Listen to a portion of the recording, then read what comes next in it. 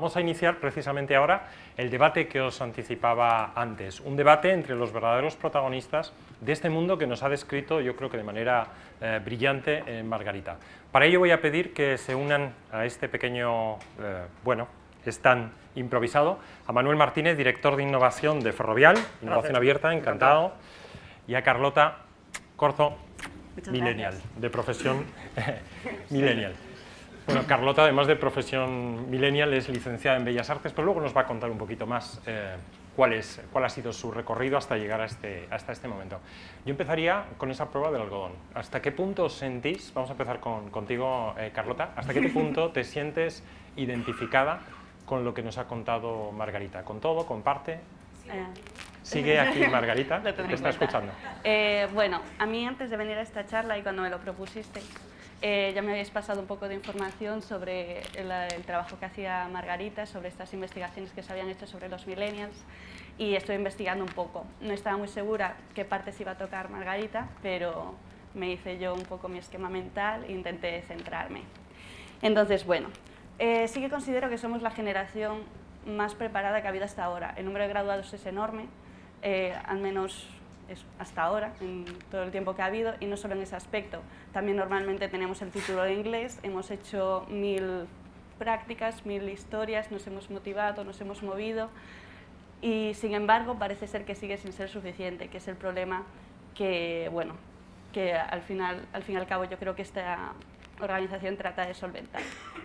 Después, por tu caso, Carlota, sí. Bueno, tu recorrido es impresionante, empezaste Bellas Artes en una universidad, sí. Luego te fuiste a Grecia, luego sí. volviste a terminar la carrera en Madrid, tienes un montón de iniciativas también de responsabilidad social, por así decir, estás sí. intentando poner en marcha también alguna startup, es decir, te sientes en ese sentido identificada de los múltiples intereses, ¿no? Sí, y de hecho una de las cosas que hablaba ella, que no había encontrado, que me ha gustado mucho, es sobre esa motivación. Es decir, yo desde que empecé la carrera, digamos, y bueno, ya desde antes, como decía ella, a mí mi carrera me ha apasionado. Sin embargo, como siempre he estado con la sensación de que había algo más que tenía que hacer y que no estaba segura qué era, y eso es lo que me ha motivado en cierto aspecto a pues, meterme en organizaciones benéficas, colaborar, probar 1000 cosas distintas, vamos, sin un momento en ningún sentido.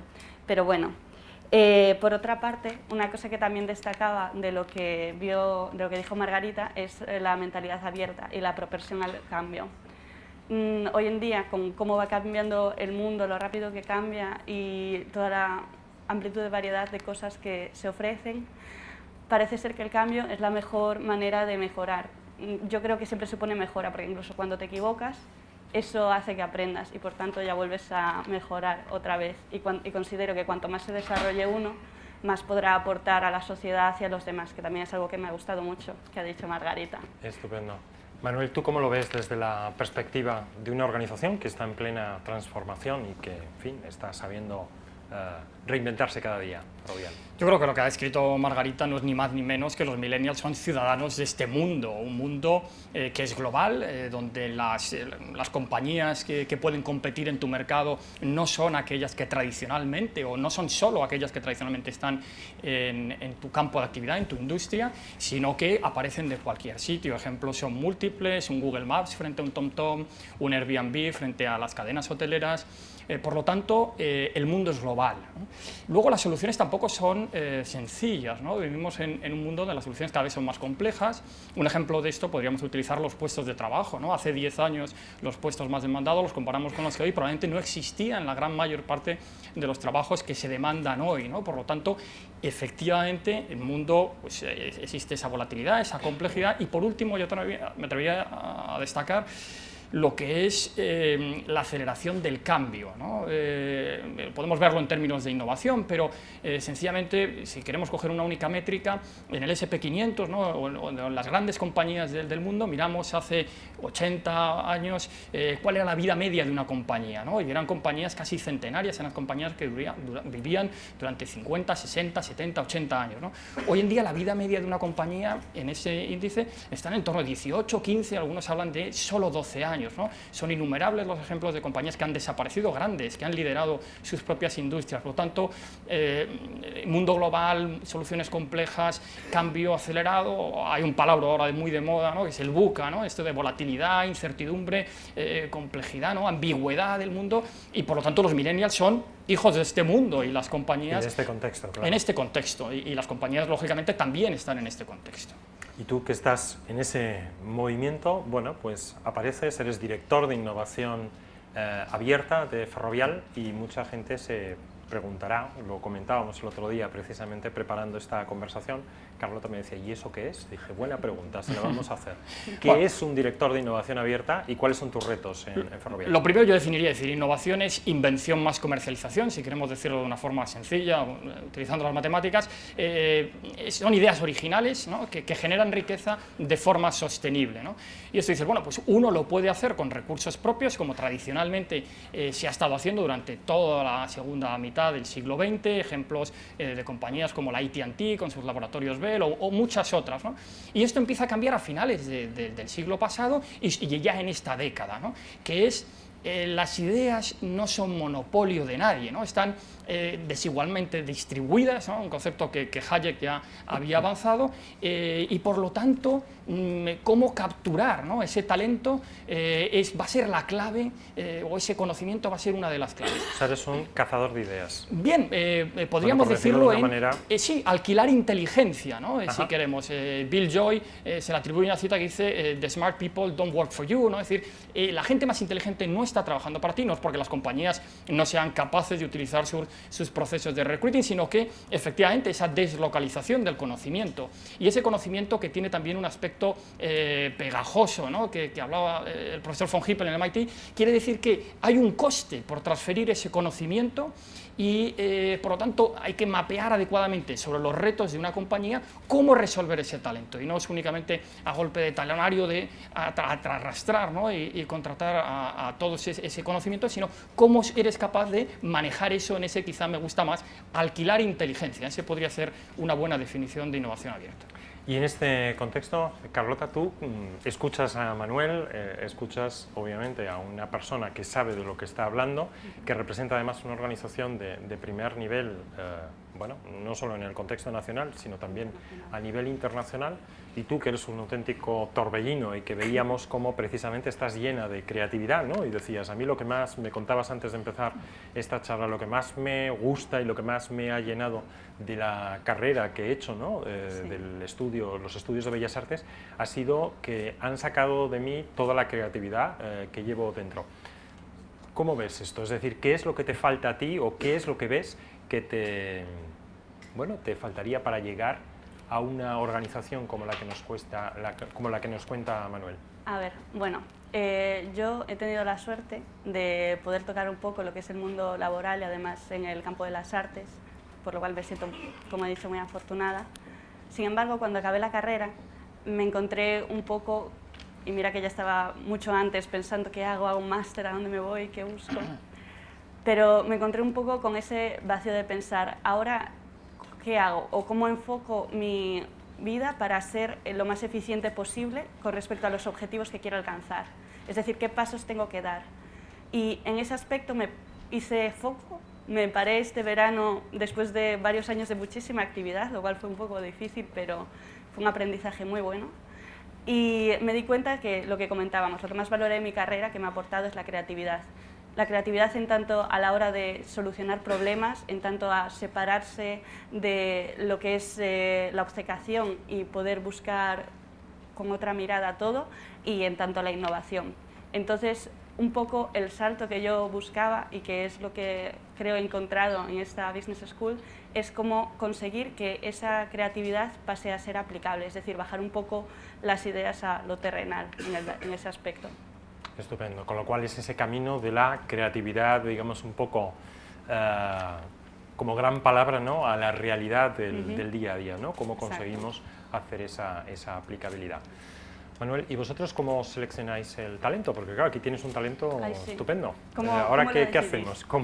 De hecho, esa es la clave, ¿no? La clave en innovación abierta es qué parte de la innovación tengo que sacar fuera, cómo resuelvo eso, cómo identifico esos caladeros, ¿no? de innovación, de resolución, ¿no? Aquí tenemos, bueno, lógicamente, esto es un ecosistema, es decir, no hay una receta única que digas, esta es lo que tienes que aplicar. En términos de grandes compañías, bueno, pues es trabajar efectivamente con los mejores en sus campos de conocimiento. Puede ser grandes centros de investigación, como el MIT que mencionaba antes, pueden ser startups, pequeñas compañías, y ahí hay un proceso de evaluación, filtrado, identificación, ¿no? Que popularmente se conoce como scouting.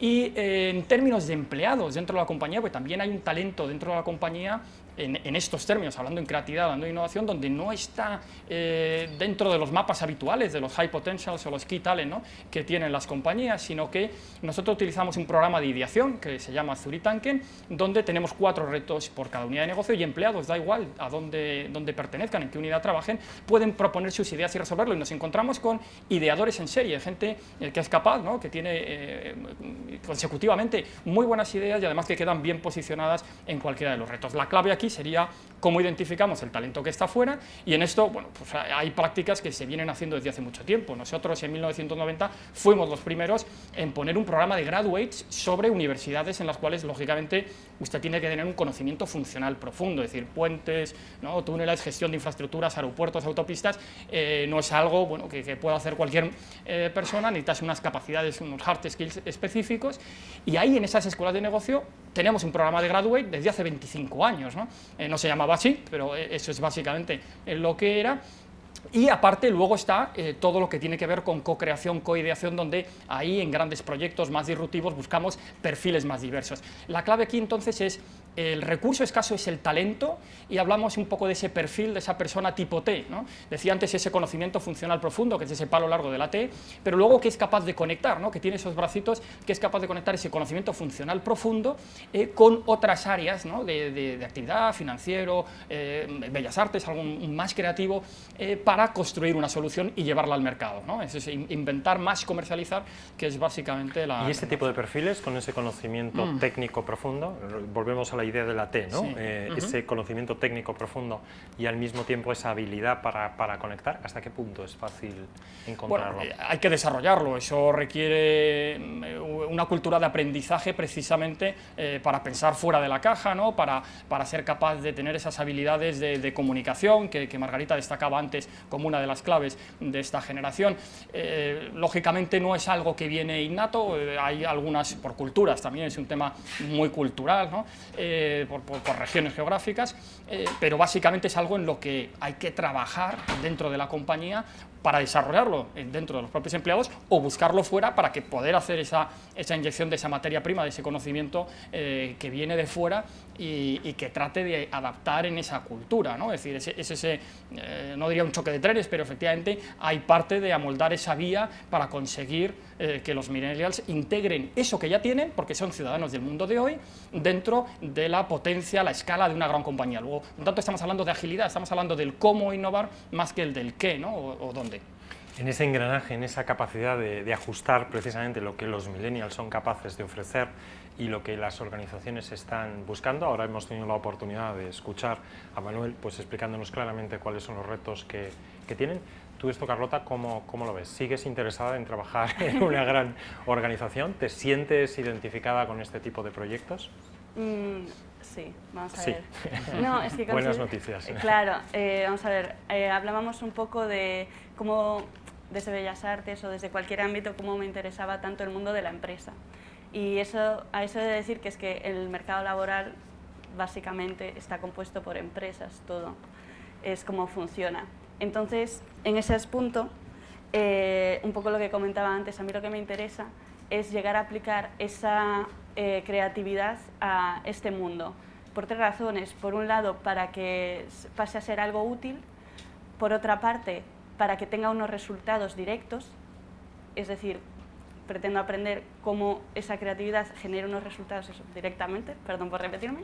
Bueno, eso es lo que nosotros llamamos, y por eso nos llamamos Impact Business School, es generar impacto en las organizaciones, claro, y en la sociedad. Y por otra parte, como lo que decía Margarita y como acabas de decir tú, en la sociedad, ser capaz de generar un cambio. Yo, como objetivo a largo plazo, una vez me paré y puse a hacer foco y todo esto, igual que lo que decía Margarita, puede sonar un poco utópico, pero sí que considero que hay que soñar grande.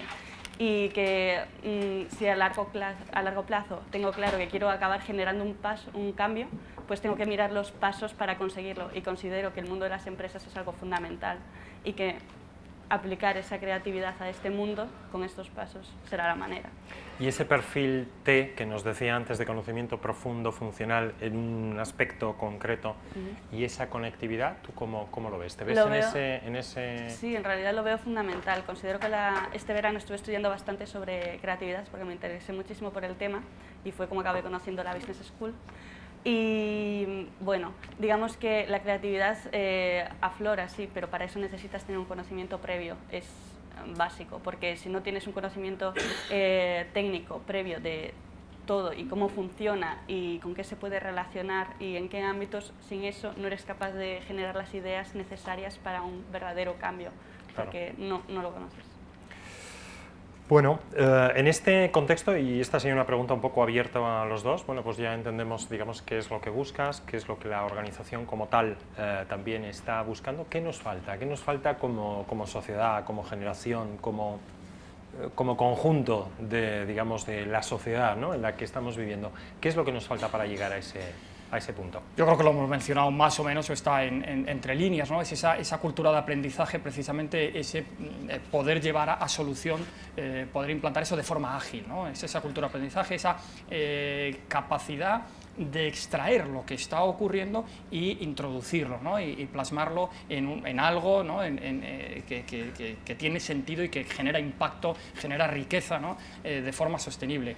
En términos generales hablaríamos de ventajas adaptativas, ¿no? Es decir, yo creo que lo que nos falta a las organizaciones es esas, sobre todo a las grandes compañías, ¿no?, son cómo podemos incorporar esas capacidades de adaptabilidad que traen los millennials y convertirlas en capacidades adaptativas de la propia compañía, ¿no?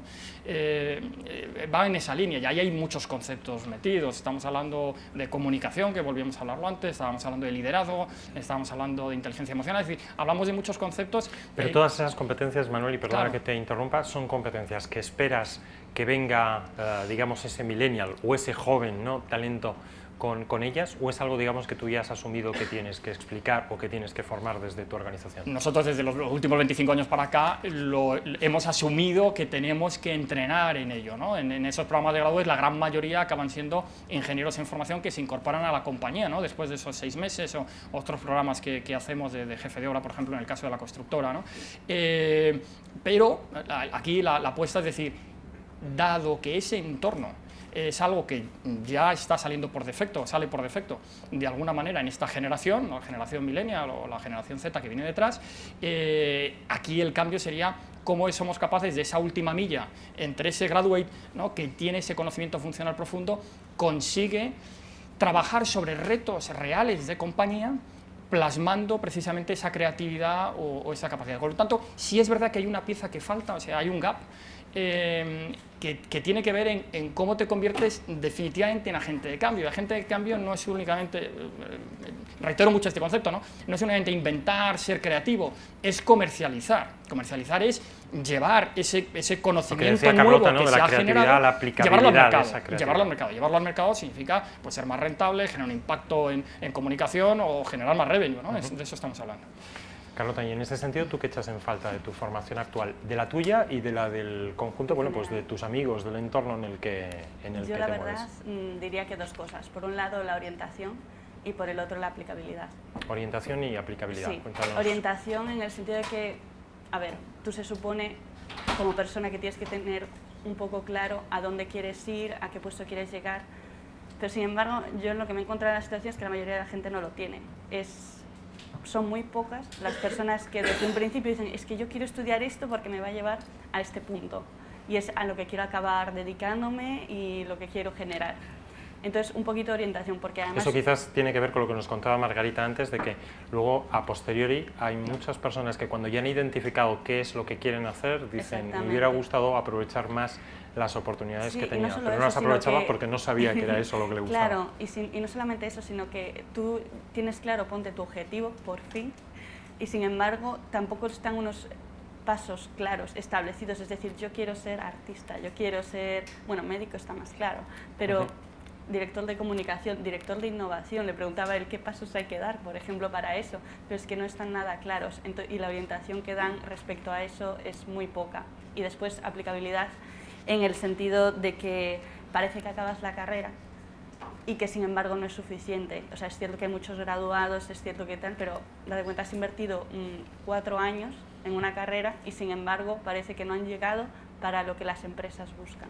Estupendo. Estamos acabando, pero me gustaría hacer un poco una reflexión de qué es, bueno, tú conoces, Manuel, los programas que vamos a poner en marcha aquí en la Impact Business School, entiendes, bueno, yo creo que bastante bien, ¿no? La orientación, los contenidos, las competencias que queremos trasladar. ¿Qué es lo que esperarías dentro de 1 año y 3 meses, 1 año o 3 meses, porque tenemos 3 programas con duración distinta? ¿Qué esperarías de un candidato que hubiera pasado por esta escuela? Lo hemos dicho antes, un agente de cambio positivo, que impacta, positivo significa que impacta en el mercado, ¿no? Esa es básicamente la definición o el titular, ¿no?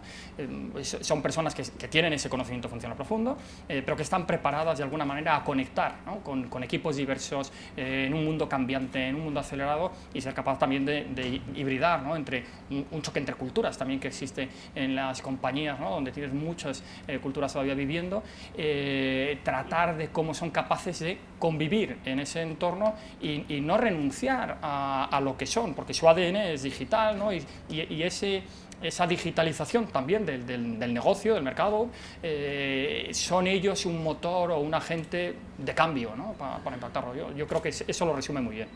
Y en tu caso, Carlota, ¿cómo lo ves? Bueno. ¿Qué te gustaría que hubiera pasado? ¿Qué experiencia es la que quieres tener y cuál debería ser ese resultado final después de haber pasado por nuestra escuela? A ver, yo lo dividiría también otra vez en 2 cosas. Por un lado, el aprendizaje que espero llevarme, las habilidades que decís este curso ofrece, pues pretendo llevármelas, obviamente. Y por otro lado, ver que con lo que esta universidad me ofrece, voy a tener el background de que las empresas vean que soy ese agente de cambio y de innovación y de mejora que necesitan. Tú en tu proceso, digamos, en estos últimos años has tenido la oportunidad de desarrollar diferentes proyectos que yo creo que de alguna manera pueden ilustrar, ¿no? Bueno, pueden tangibilizar esa capacidad que tú tienes, ¿no? De cara a las empresas. Cuéntanos así rápidamente, en 3 pinceladas, en qué cosas has estado trabajando. Bueno, se me esperaba. Pues en el ámbito artístico, por ejemplo, he hecho varias exhibiciones, una en Guatemala, 2 en Grecia, otra en Madrid aquí el año pasado, pero es que he hecho de todo. He colaborado en voluntariados, me he ido fuera a estudiar. El último año en Madrid yo creo que fue el más intenso de todos.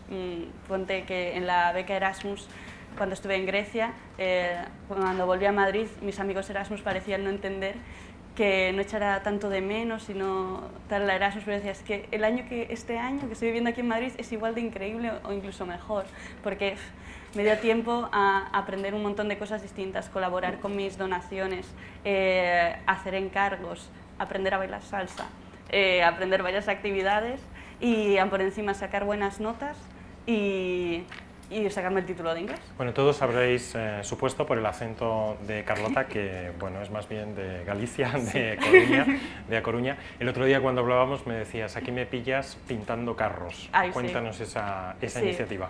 Pues ahora mismo estoy con un proyecto con la empresa creativa Zenda, que es de gestión creativa precisamente, que nada, están con un proyecto muy interesante que propone para fomentar el turismo y la pequeña agricultura en Galicia, como hicieron hace unos años con las esculturas de vacas pintadas por diferentes artistas y llevadas Cow por Parade Europa. Que hubo por toda Europa, vacas pintadas de... Pues pretenden hacer eso, solo que con carros gallegos, con esculturas de esos, llevados por todo el Camino de Santiago. Me pareció una iniciativa muy interesante y me dijeron que querían que fuera uno de los 4 artistas seleccionados para la propuesta y justo me llamaste y ahí estaba, dale, que te pego con el carro pintando. es una especie como de concurso, ¿no? En el que estáis ahora mismo. Un concurso no, es una donación. Es Esto una lo donación hago de manera altruista, sí, pero es que yo el problema que tengo, y de hecho lo hablaba ayer con un marchante de arte con el que quedé, el problema que tengo es que no sé decir que no a las cosas, y menos si me gustan, porque me apunto a todo. Esa de alguna manera es una de las características que también nos decía Margarita, que, bueno, pues que acompaña a muchas de las personas que formáis parte de la generación millennial. Muy bien, pues ha sido un placer. Yo lo que haría es abrir así rápidamente, de una manera completamente informal, alguna pregunta entre las personas que tenemos aquí en el público. Para Manuel, por allí, al fondo. Pues si te puedes poner de pie, porque no sé si tenemos el micrófono, nos lo van a traer enseguida, pero bueno, cuéntanos y ya traduzco yo la pregunta. Bueno, aprovechando innovación abierta y hablando de innovación abierta, creo que es inevitable pensar en Xerox, que seguro que conoces. ¿Cómo hace una empresa tan grande como la vuestra para no repetir? ¿Me escuchas ahora? Sí. Para no repetir el caso de fracaso más importante a nivel empresarial, en cierta medida, en cuanto a innovación abierta, que supuso Xerox, y cómo se ha aprendido a partir de ese caso, bueno, el bestseller que se publicó y demás. ¿Qué hacéis vosotros para que la innovación abierta realmente tenga sentido, fluya y no ocurra como cientos de proyectos que acaban en un cajón de una gran compañía? Yo no sé si ha oído para el streaming, si no, repito, decir, el caso de Xerox, ¿no? y su park, ¿no? Es el Palo Alto Research Center. Yo creo que Xerox, de ser park un fracaso, que yo para nada calificaría un fracaso, de ahí tenemos muchas de las cosas. De hecho, Wozniak no hubiera sido capaz de inventar el microordenador sin muchas de las piezas, ¿no? que salen de Park, es precisamente el ejemplo de una innovación basada en recursos propios internos, ¿no? Es decir, ese es el ejemplo de la innovación cerrada, ¿no? Palo Alto Research Center dio pie a muchas otras iniciativas. Lo que no pudo a lo mejor es apalancarse en toda esa innovación. Ferrovial en ese sentido lo que está haciendo es trabajar con los mejores, buscar esos caladeros de innovación, de conocimiento para los retos de la compañía, ¿no? Y evitar el dilema. Aquí hay dos dilemas, un dilema que es el que has mencionado, que tiene que ver con esas invenciones que se guardan en un cajón porque no tienen aplicación en el mercado, y luego hay otro dilema que es el not invented here, es decir, de alguna manera los anticuerpos de la propia organización de rechazo ante todo lo que viene de fuera que es susceptible de utilizar en sus retos. La clave está en dónde empiezas, es decir, si tienes unos retos que has hecho adecuadamente esa identificación de cuáles son los desafíos que tiene que dirigir la compañía, resolver o aprovechar esas oportunidades, cualquiera de las cosas que vengan en esa invención y en esa comercialización no se quedan en un cajón porque resuelven un reto real de negocio, de mercado. Y el otro es un tema cultural. Es un tema cultural, es decir, hay compañías que han tenido una tradición más de I+D, de laboratorio, de batas blancas, que lógicamente les cuesta reconocer, pero estadísticamente es así, ¿no? Lo reconocía el segundo CTO de Estados Unidos. Él habla y dice, oye, por mucho que puedas pagar, que puedas atraerte a los mejores, estadísticamente siempre va a haber mucha más gente inteligente fuera, ¿no? Entonces la clave está en cómo te lo traes, cómo alquilas esa inteligencia. Que es un poco con lo que comenzábamos precisamente esta conversación. Muy bien, pues muchísimas gracias Manuel, muchísimas gracias Carlota. Pido un aplauso para nuestros dos invitados. Enhorabuena la iniciativa. Gracias.